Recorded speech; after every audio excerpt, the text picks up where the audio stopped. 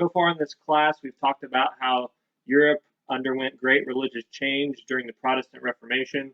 We've also talked about how absolutism and constitutionalism challenged each other for what kind of government the nations of Europe would have. During the 15 and 1600s, Europe also underwent a lot of intellectual change. The two biggest movements are known as the Scientific Revolution and the Enlightenment. Sometimes this period, the 15 and 1600s, is also called the Age of Reason, and it also spills over into the 1700s. So today we're going to talk about those things, the Scientific Revolution and the Enlightenment. So if you'd like to follow along, this is Lecture 8, the Scientific Revolution and Enlightenment. Okay. So the Scientific Revolution took place roughly from the years 1540 to 1690. And then the Enlightenment from 1690 until the start of the French Revolution in 1789. The French Revolution is usually seen as the end of the Enlightenment. Okay, what is the Scientific Revolution? It's just the emergence of modern science in the mid-16th century. It included advancements in mathematics, physics, astronomy, biology, and chemistry. Some historians have seen the Scientific Revolution as the real origin of both the modern world and the modern mentality. So this kind of brings us out of the Middle Ages into the modern world. The Enlightenment is the influential intellectual and cultural movement of the late 17th and 18th centuries. It introduced new worldview based on the use of reason, the scientific method, and progress. And we'll kind of talk about each of these. All right, before the Scientific Revolution, the term science didn't really exist like we use it today. That came into play in the 19th century, using the term science. Back in the day, they would have called science natural philosophy. That's just the early modern term for the study of nature of the universe, its purpose, how the universe functions. So that's kind of what we would call science today. So natural philosophy is science. Now, early in the 16th century, natural philosophy is based on a few things. It's based on the thoughts of Aristotle, who was the Greek philosopher in the 4th century BC. It's based on Ptolemy, a Greek scholar who lived in the 1st and 2nd century AD. And then Thomas Aquinas, who was a medieval theologian. He basically harmonized Aristotelian ideas, that is, the ideas of Aristotle, with Christianity. So basically, natural philosophy is based on blending Greek philosophy and Christian theology. That's kind of what people's worldview in Europe is based on. A motionless Earth sits at the center of the universe, according to this old view. It's encircled by 10 crystal spheres that revolve around it. Ptolemy proposed something called epicycles to account for the movements Aristotle could not explain in the planets. If you look at slide 5, you can kind of see this crystal sphere.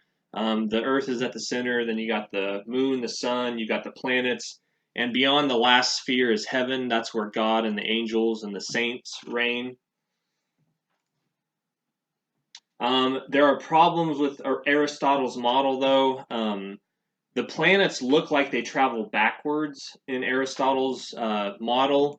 So Ptolemy came up with that solution of epicycles. And if you look at slide 7, if you click on that link and watch that video, it's a really great explanation of how Aristotle and Ptolemy thought. And I think it's 5 minutes long. So you should definitely watch the YouTube clip on slide 11. It'll kind of explain the science behind things.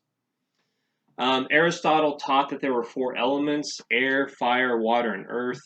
Air and fire are lighter elements and they move up. Water and earth are heavy elements, so they move down. And he believed that the elements could mix with each other. He also believed that a uniform force moved objects until that force was removed, at which point the object's motion ended. So Aristotle believes that objects are naturally at rest, and it takes something to move them. So on the verge of the scientific revolution, these are the things people believed in. So I'm kind of setting you up to see how things change. Why were these ideas accepted? Well, they offered an explanation for what you saw with your naked eye. If you look up at the sky and you look at the planets, they do look like they move backwards certain times of the years. And also, this view of the world fit with the Christian theology that medieval theologians had kind of created. So why did the scientific revolution occur? Well, you have things like the medieval university popping up throughout Europe. You start to get philosophy apart from theology, so you get philosophy and mathematics, astronomy, physics. During the Renaissance, a lot of ancient Greek and Roman works are recovered, especially Greek. So people start having a more of a curiosity in figuring out how the world works. We talked about how all the countries of Europe, or most of them, explored the New World. Exploration. You need new navigational equipment to get to the New World, so that means you have to study the heavens. And just curiosity. Humans are curious. The guy that kickstarted the scientific revolution was Nicholas Copernicus. He was a Polish cleric, but he was really interested in how the world works. He went to university, he studied astronomy, medicine, church law, theology, and for him, he was kind of interested in explaining God's creation. A lot of these scientists either belonged to the Catholic Church or were Protestant, so they all believed in God, and they kind of saw their job as a scientist, even though they wouldn't have called themselves scientists, they saw their job as explaining the world that God created. Copernicus thought that Ptolemy's interpretation of the universe was wrong because there were inaccuracies, and Copernicus believed God is perfect, so God created the perfect universe. So if there's anything that appears to be wrong, it's not on God's end, it's on humanity's end for not understanding how it works. So he kind of wants to figure this stuff out. He believed that the sun was at the center of the universe, and for 20 years or so, he kind of worked out this theory in the early 1500s. He theorized the stars, the planets, and the earth revolved around the sun. He left alone some Aristotelian ideas, so he doesn't change everything that Aristotle believed. In 1543, the year that he died, he published On the Revolutions of the Heavenly Spheres. In this, he put forth his Copernican hypothesis, which is the idea that the sun is at the center of the universe. It had some implications that Copernicus didn't foresee all of this change that his idea would create. One thing is it meant that the stars were fixed. You don't need the idea of crystal spheres holding the stars up there. The universe is huge. If it takes a year for the Earth to move around the sun and the stars look like they're motionless, that means it's a really big universe. And it destroyed Aristotelian physics. Aristotle thought that the Earth was separate from the heavens. The sublunar plane was where the Earth was, and then the heavenly realm is where all the planets were. But Copernicus basically said, no, Earth is a part of this whole system. It's not separate. Tycho Brahe, he was a Danish astronomer, probably the leading astronomer in Europe. He agrees with Copernicus. With the help of the King of Denmark, he built the best observatory in Europe. He gets support from the Holy Roman Emperor later on. He worked for 20 years making calculations. He would study the stars and the planets and write down what he saw. He compiles a lot of data. He believed that the planets revolved around the Earth. He believed that the planets revolved around the sun except the Earth. He thought everything still revolved around the Earth. So he isn't quite on board with all of Copernicus's ideas. His young assistant, Johannes Kepler, is the one that kind of put together all his data and came up with theories about this. Kepler was a German astronomer and mathematician. His hands and eyesight had been permanently damaged as a child because he had experienced smallpox. He believes the universe is built on mathematical principles. He uses Tycho Brahe's calculations, and he comes up with his famous laws of planetary motion. He also knows that Ptolemy can't explain the motion of the planets. His 3 laws of planetary motion, they're pretty famous for the time. They're still today. The orbits of the planets around the sun are elliptical, not circular. Planets don't move at a uniform speed in their orbits, and the time it takes a planet to revolve around the sun is related to its distance from the sun. If you click on those links on slide 17, you'll get a quick 3 to 5 minute explanation of each of his laws. And if you like science, they're really cool. Anybody can understand it the way the videos explain it, so you should definitely check those out. He published his first 2 laws in 1609. Astronomia Nova, his new astronomy. He put forth his third law in 1619 in Harmonices Mundi, the harmony of the world. Um, Basically, his contribution is that he mathematically proved the relation of the sun-centered universe. So he destroys the Aristotelian Ptolemaic view of the universe. He also experimented with optics and telescopes and completed Brahe's calculations. Galileo Galilei, he's a Florentine mathematician and astronomer. He pioneered the experimental method.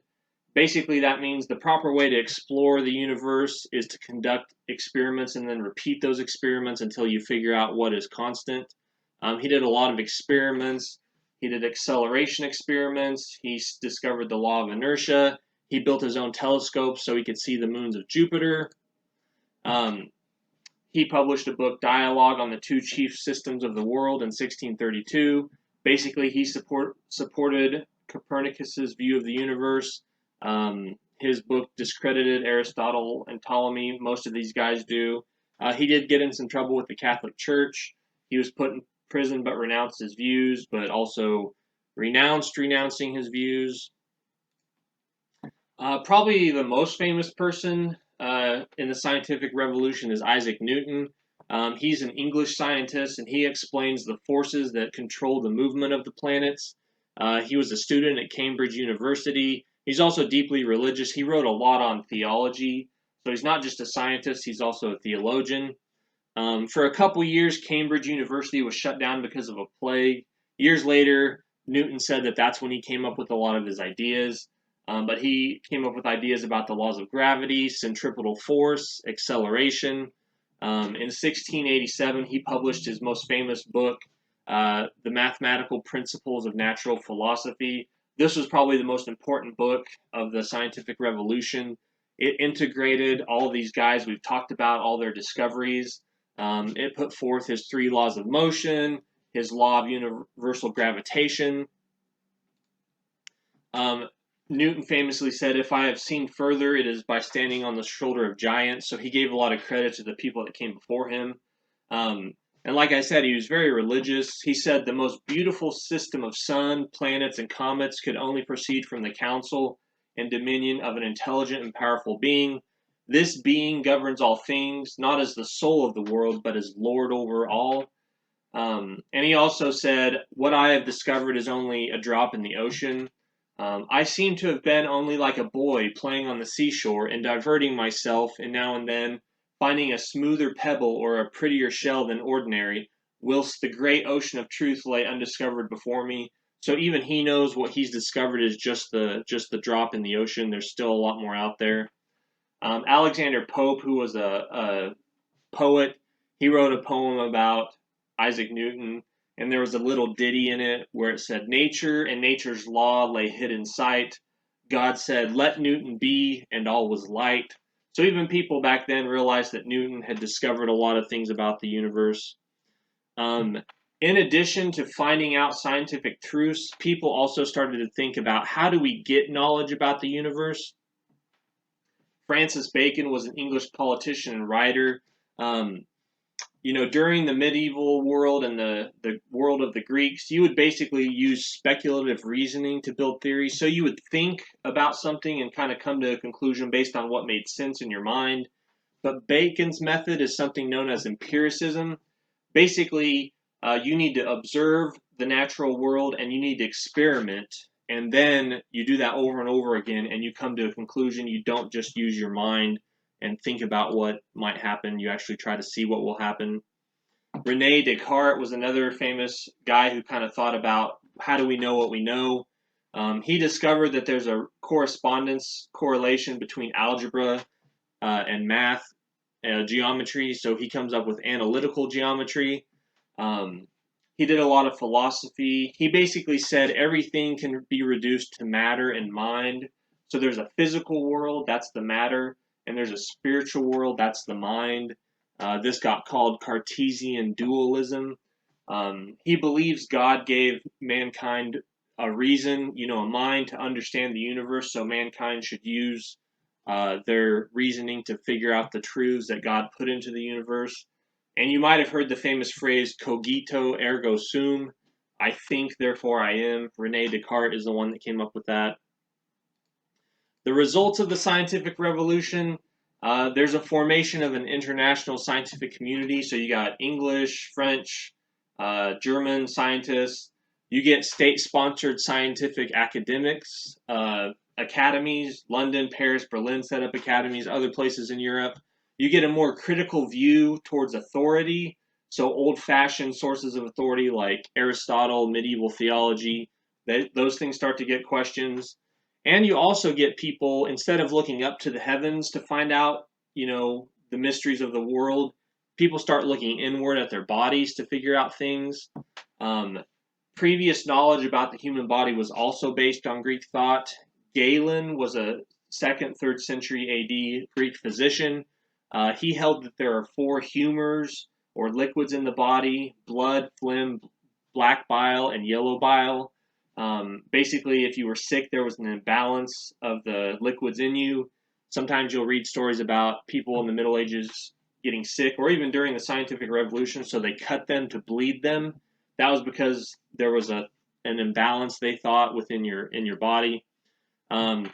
Andreas Vesalius was a Flemish physician. He studied the anatomy of the human body by dissecting condemned criminals. His book on the structure of the human body had something like 200 drawings of the human body. So if you look at slide 36, you can see how he really studies anatomy.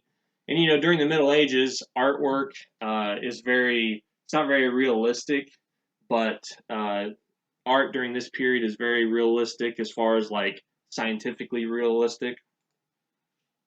William Harvey was an English physician. He discovers the circulation of the blood through veins and arteries in 1628. He discovers that the heart works like a pump. Robert Boyle was an Irishman who founded the modern science of chemistry. He discovered that the elements of nature are made up of small atoms.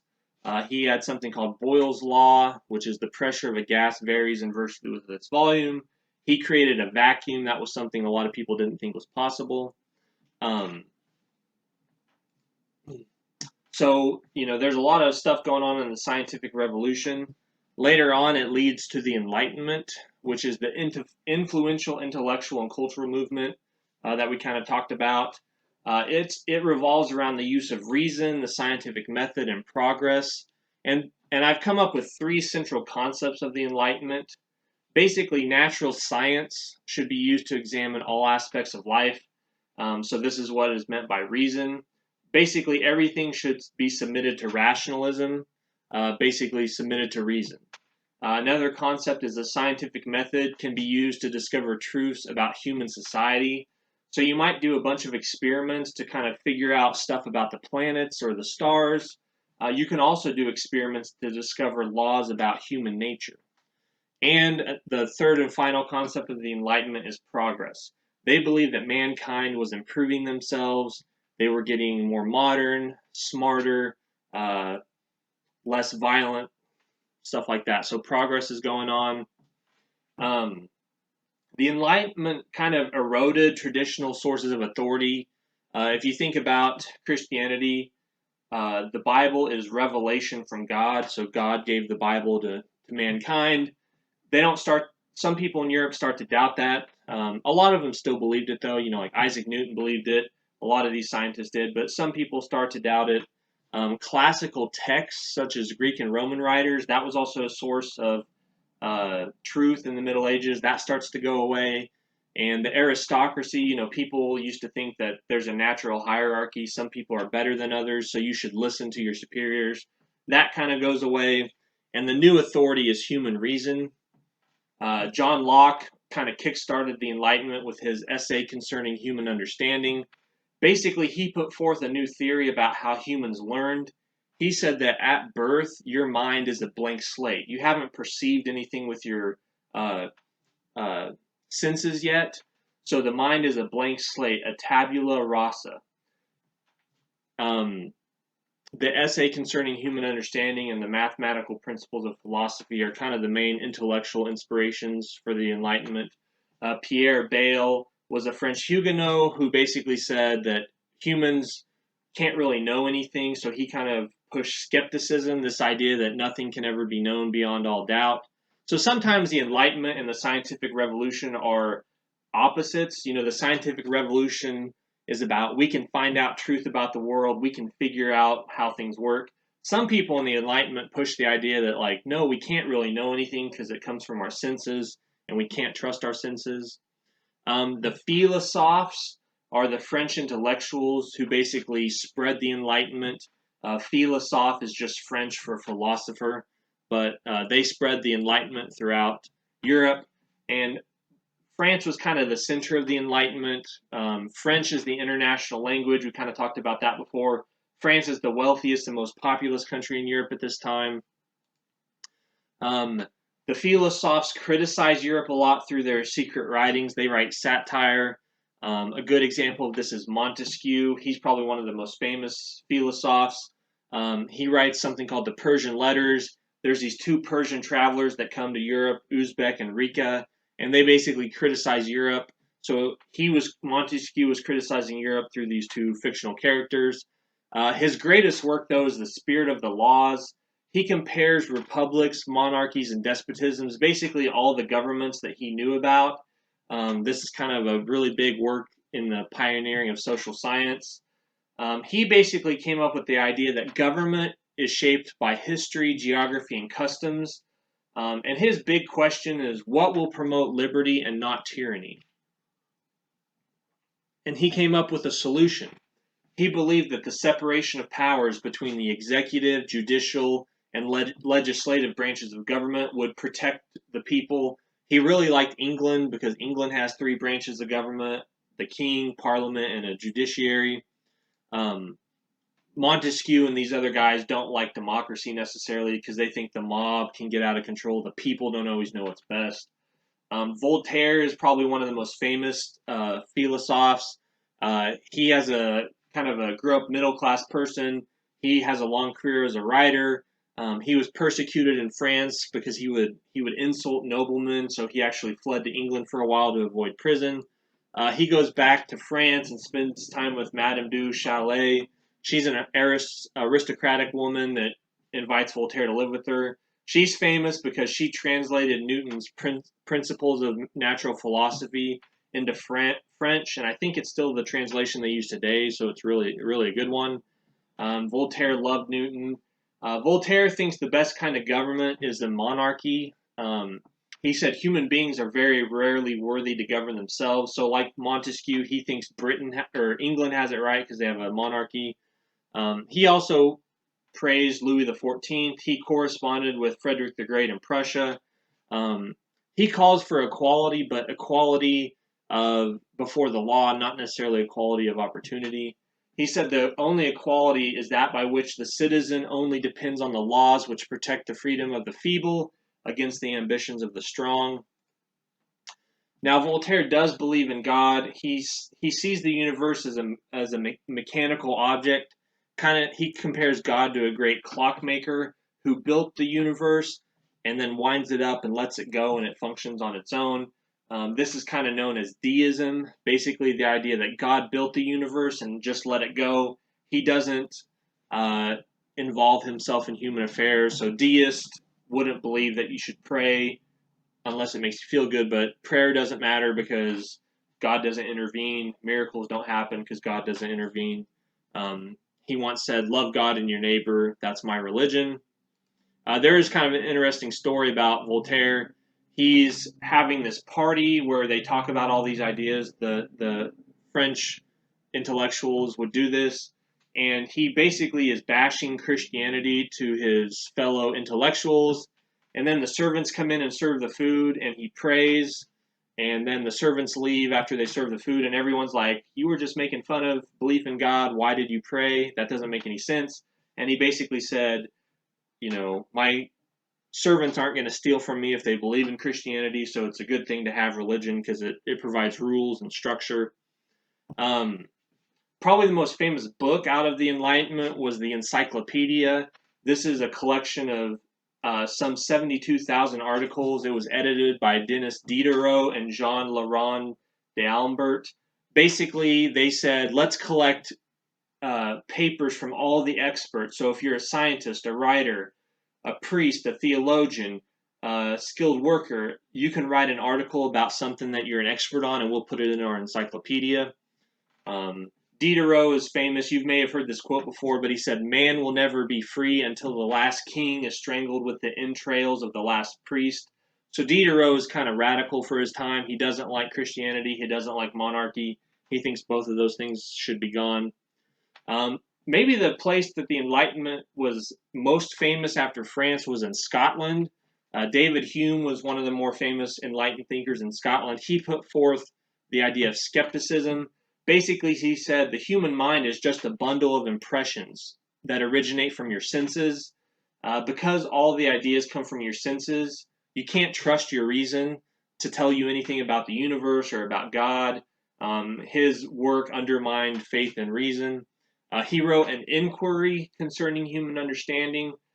He argued that the human mind can't understand causality or what causes something. He argued that miracles don't happen. One of the examples he uses in his book is if you play billiards or pool, you see the ball hitting the other ball, but you don't actually see the force acting on it. That's invisible, so your senses can't tell you about that.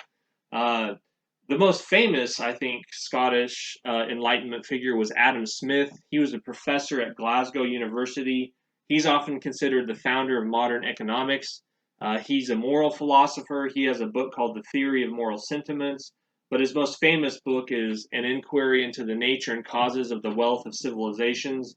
It's just called The Wealth of Nations by most people. He kind of asked the big question, what causes wealth? He says you don't need to explain poverty. People are born poor. That's just normal. But how do people and nations get rich? So he put together some ideas. He said self-interest can benefit society. He says the baker of bread, he bakes the bread and sells it to you, not because he wants to feed you, but because he wants to feed himself. He says, it is not from the benevolence of the butcher, the brewer, or the baker that we expect our dinner, but from their regard for their self-interest. Another idea is, he said, wealth is based on labor, not on possessions of money like gold and silver. So you can create as much wealth as you want by your labor. He said division of labor increases efficiency. He talks about a pen maker, people who make pens or nails. One person can make a limited amount. 10 people can make exponentially more. He also talks about a simple man's coat. Think of a really simple coat that maybe the lowest person in society would wear. Somebody had to raise the sheep. Somebody had to shear the sheep. Somebody had to card the wool, make it smooth. Somebody had to spin it. Somebody had to sew it together. Basically, hundreds of people worked to make that coat for that poor individual. So he said division of labor increases wealth. He also put forth the idea of the invisible hand. This is pretty famous. He says that there's like an invisible hand that governs the economy. When a demand is created, people fill that demand just on their own. Adam Smith did not believe in strong government intervention to guide the economy. He thought people could figure that out on their own by the invisible hand. He also said humans like to trade. And another big idea that kind of went against traditional thinking was that economic growth is not a zero-sum game. Remember how we talked with mercantilism? If your nation wants to get richer, that means other nations have to get poorer because there's only a limited amount of wealth in the world, and it's that pie, and you have to take pieces away from other. Adam Smith says you can actually increase the pie, so you can have more pieces of pie or create a second pie. So increasing your wealth does not decrease someone else's wealth.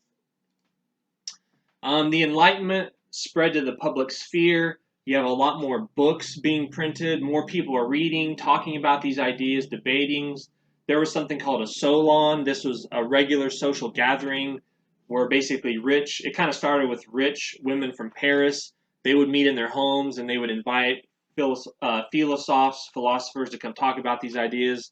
There's also something historians have called the reading revolution. Basically, you start having a more literate society, and these ideas kind of spread like wildfire. But some Enlightenment thinkers basically attacked the Enlightenment because they did not believe in reason and progress. Probably the most famous is Jean-Jacques Rousseau. Um, he believed that civilization corrupts the individual. Using reason, rationalization enslaves the individual. He believed that humans are good by nature, but society corrupts and enslaves them. So he's kind of opposite of Thomas Hobbes. In the state of nature, everything is perfect. It's like paradise. He famously said, "Man is born free, but everywhere he is in chains." His big book was called The Social Contract. He had two ideas in this: popular sovereignty and the general will. Basically, the general will is this kind of imaginary force that governs society.